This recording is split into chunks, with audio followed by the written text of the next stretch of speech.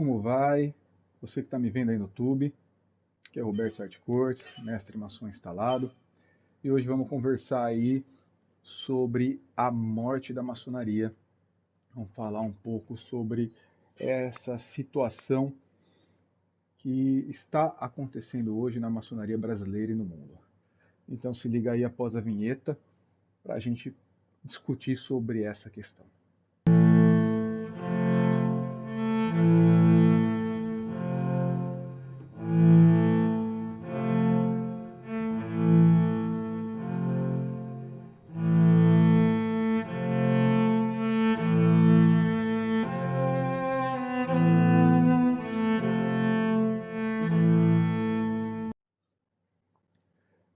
Bem, gente, hoje a gente vai começar aqui com um tema aí bem polêmico, para dizer o mínimo.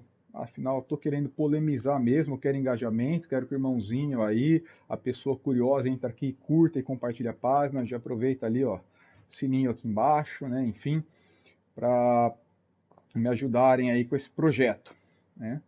Então eu resolvi polemizar de vez e eu vou falar para vocês que a maçonaria está morrendo, sim. Eu acho que a maçonaria do Brasil e no mundo, especialmente no Brasil, está aí na UTI, né? Agora, será que eu estou sendo dramático? Talvez.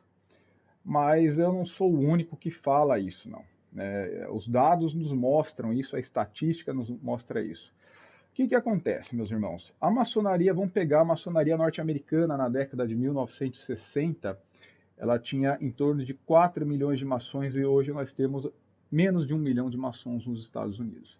Estamos falando aí da maior maçonaria do mundo, né? Foi extremamente popular nos Estados Unidos. Você tem que os fundadores da Constituição Americana, né, os pais, os Founding Fathers dos Estados Unidos da América, eram maçons. Então lá a ordem foi, né, extremamente valorizada e respeitada, e hoje, em cerca de 60 anos, ela tem um quarto do seu tamanho. Na Inglaterra também, que nós temos aí a maçonaria inglesa, né, o berço da maçonaria como instituição, ela chegou a até 250 mil, 300 mil membros, né, no meio do século XX, e hoje nós temos aí cerca de 150 a 170 mil membros, se não me falha a memória. E no Brasil? No Brasil, na verdade, ela cresceu em números, né? Ela cresceu aí da década de 50, nós tínhamos 50 mil maçons no Brasil, e hoje nós temos aí mais de 200 mil maçons, 220 mil maçons. Nós somos o segundo país com maior número de membros no mundo.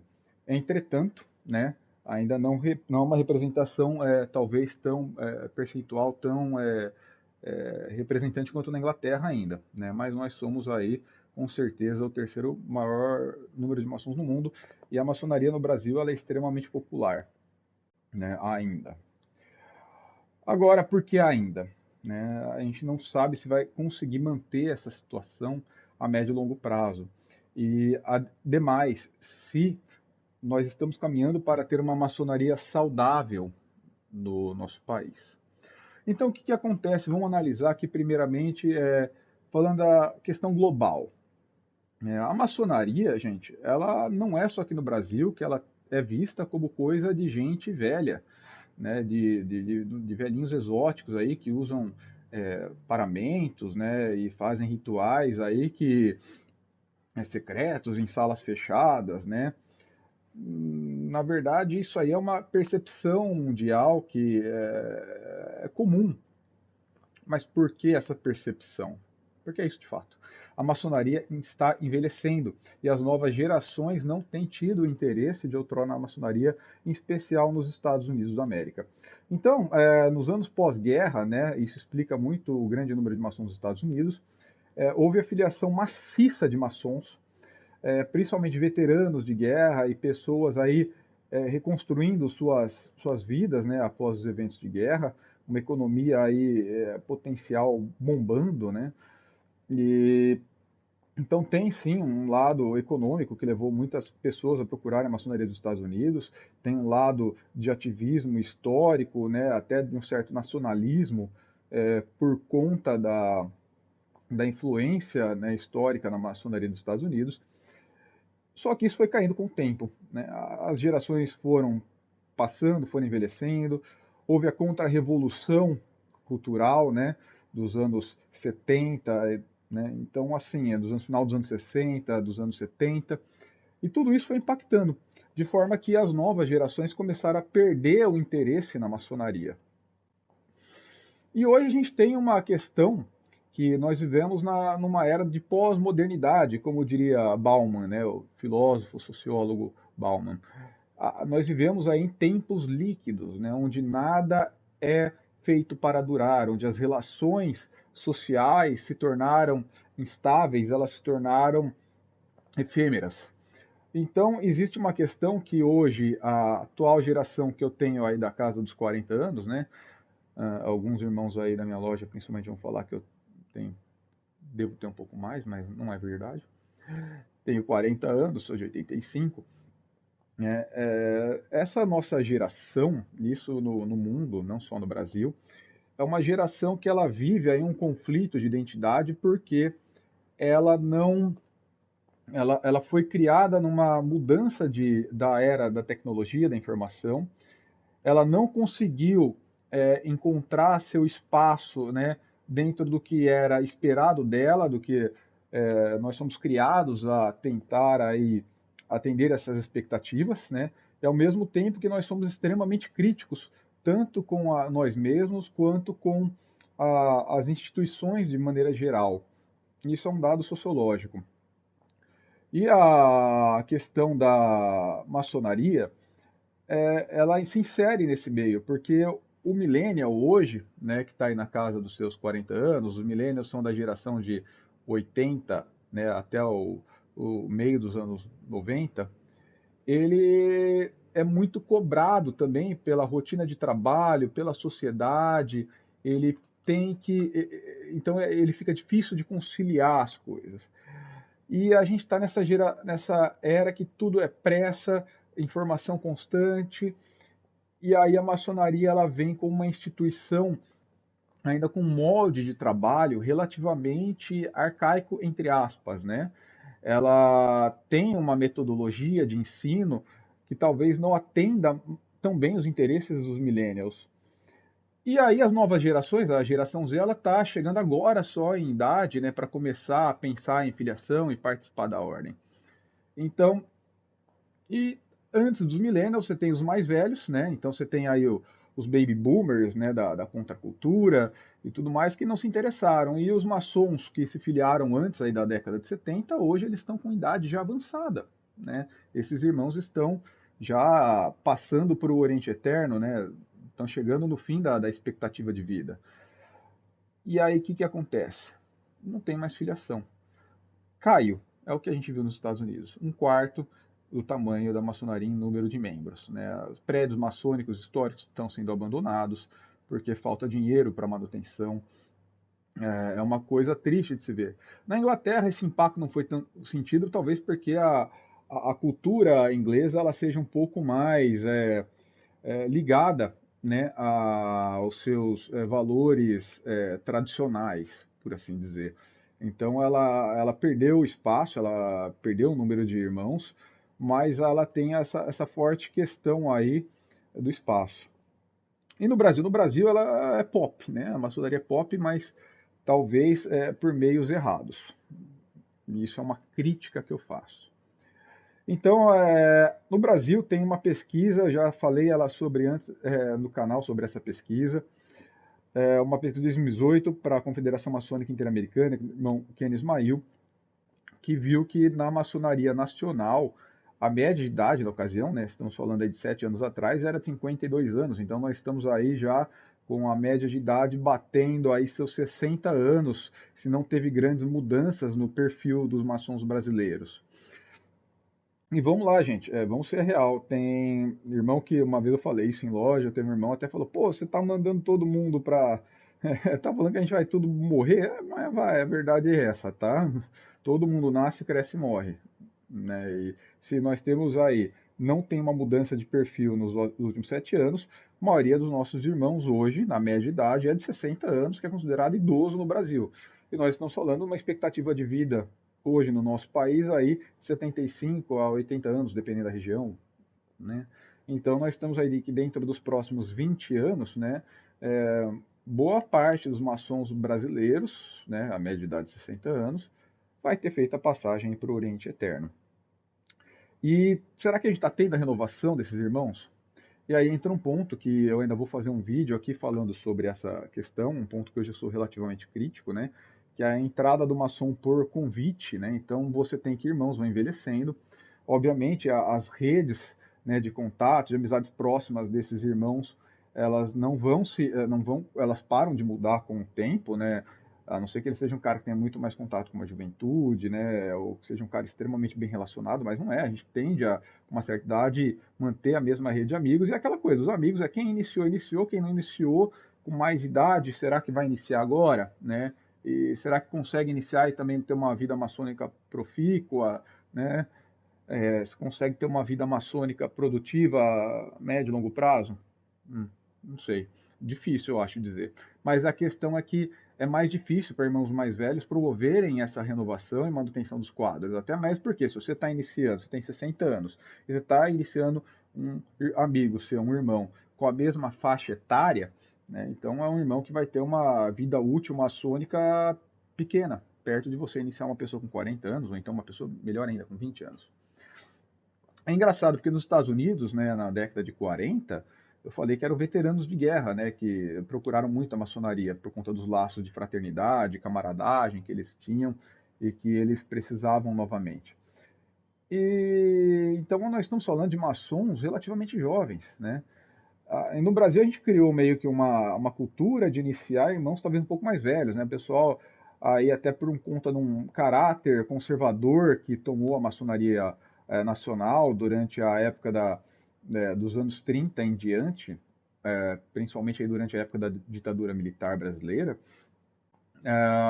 esse caráter conservador é, falava que o quê? Que o maçom já tinha que ter família constituída, ser pai de família e etc. Então, pega um perfil de uma faixa etária um pouco mais elevado, talvez, né? E além disso, a gente tem, como eu estava falando antes, dos millennials, né?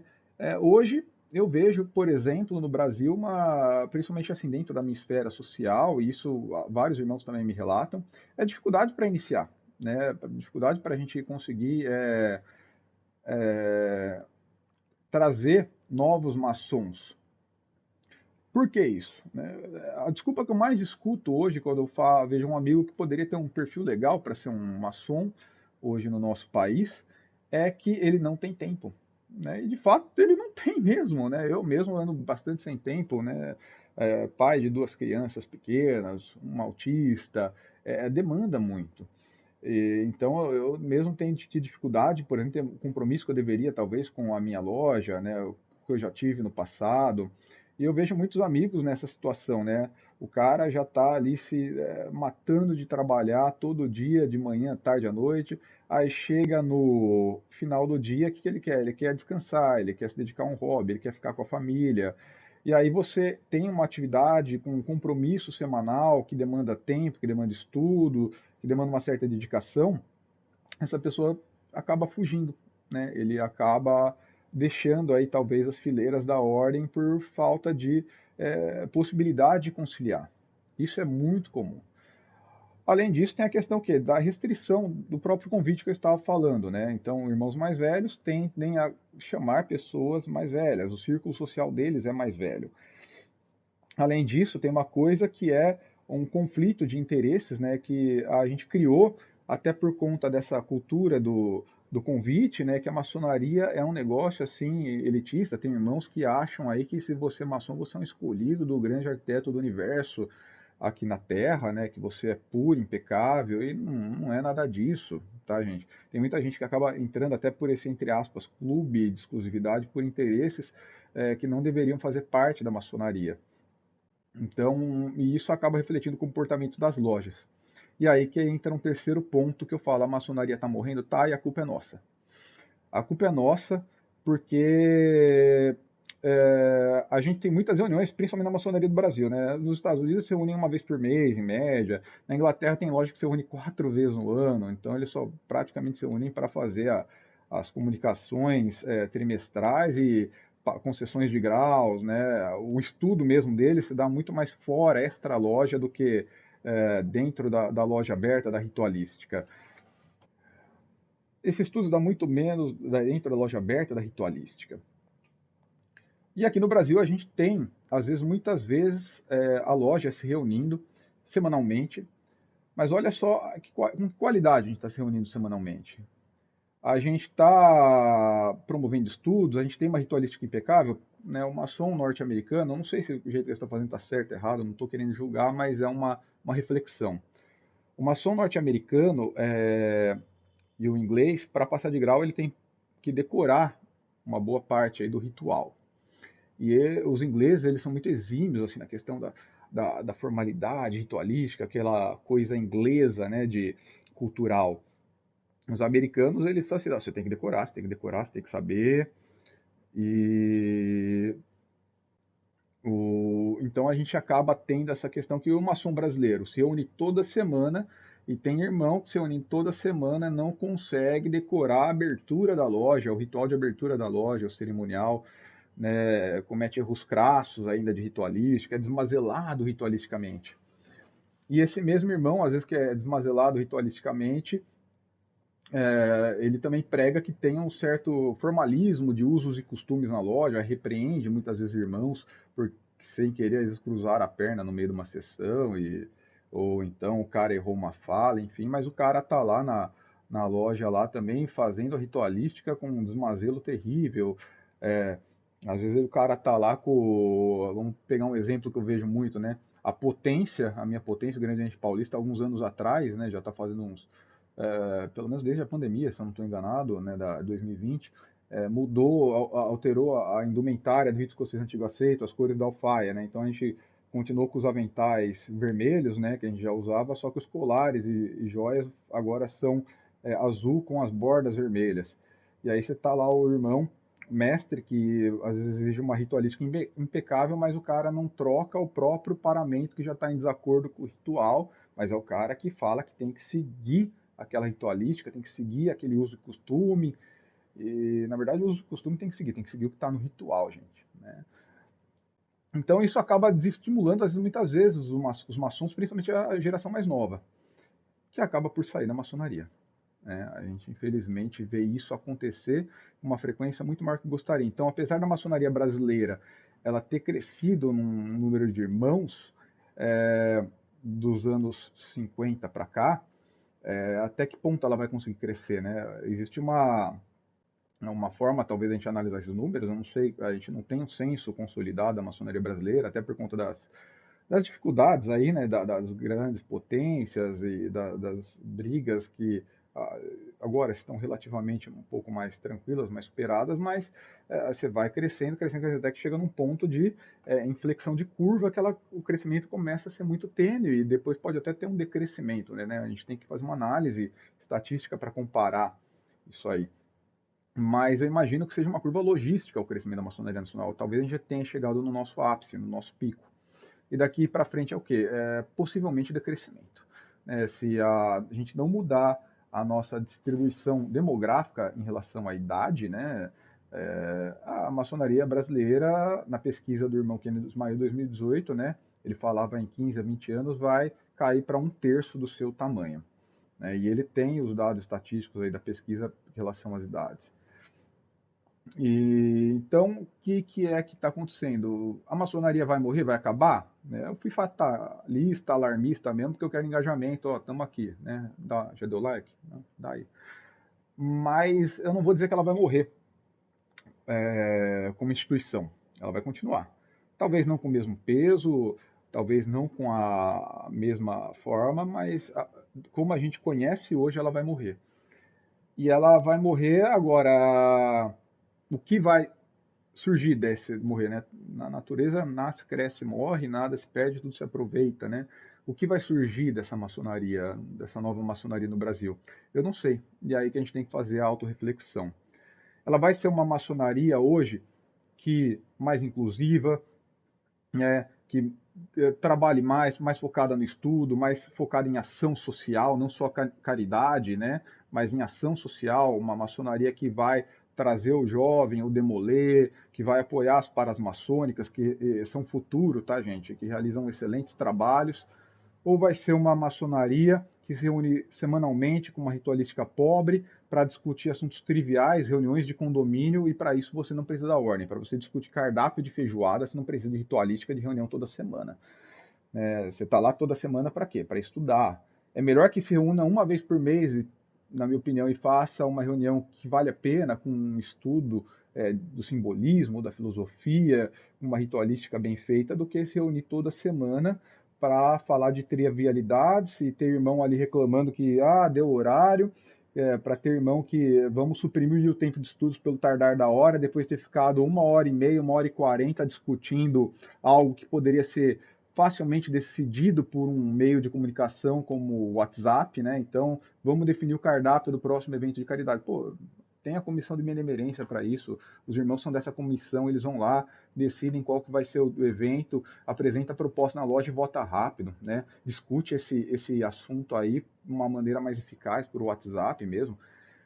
É assim que a geração millennial trabalha e que muitos irmãos com mais idade não gostam. Eles acham que tudo tem que ser lido, discutido e rediscutido e exaustivamente discutido em loja. E a minha geração não. E aí eu me coloco nisso. Aí nós somos mais práticos, né? Eu mesmo até já me peguei achando que eu deveria ser um pouco mais Caxias. Não, tem que votar em loja, tem que. Não, né, realmente, acho que tem que passar pela aprovação da loja mesmo. Mas o negócio já tem que vir pronto, mastigado, mais ou menos para os irmãos apenas se decidirem qual que é o evento melhor, esse ou esse, qual que são as datas, essa, né? Qual que vai ser o planejamento da loja para os próximos anos, né? Já com plano de gestão, e falta muita gestão nas lojas, né? A gente não pode ter uma maçonaria vazia.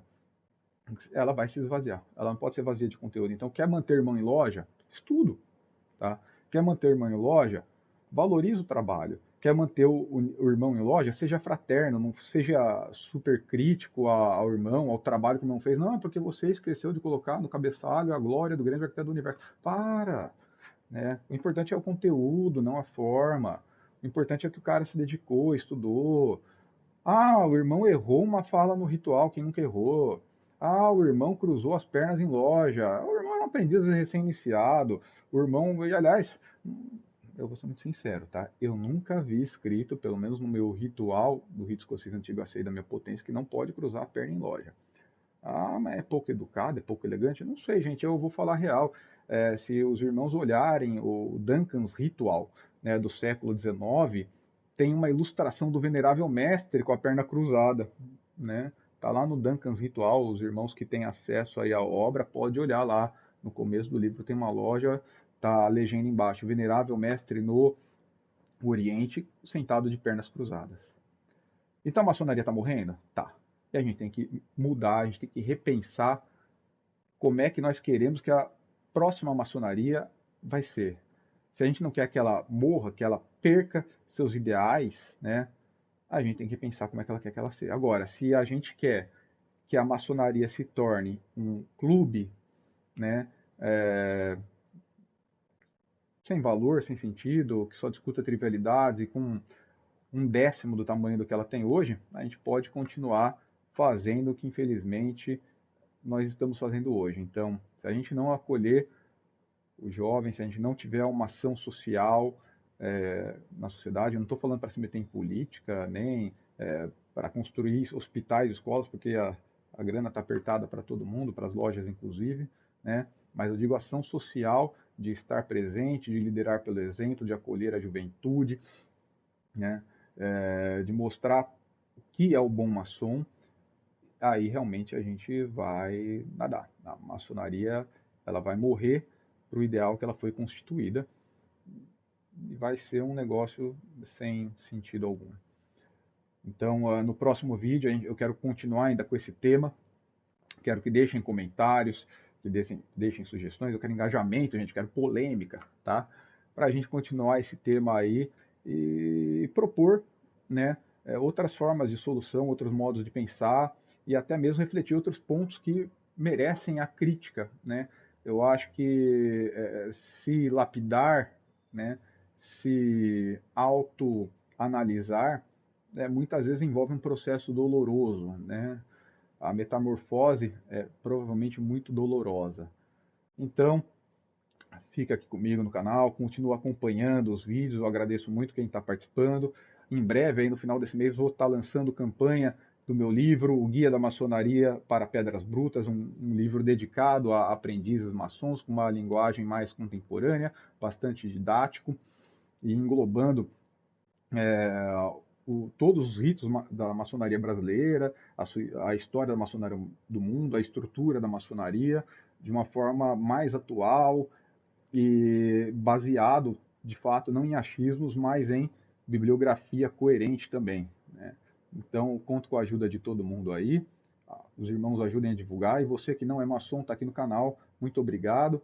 Participa também, que esse aqui é um canal que é feito para todo o público em geral, seja maçom ou não, apesar desse vídeo ser um pouco mais espinhoso aí para cutucar os irmãos à reflexão. Muito obrigado, até mais.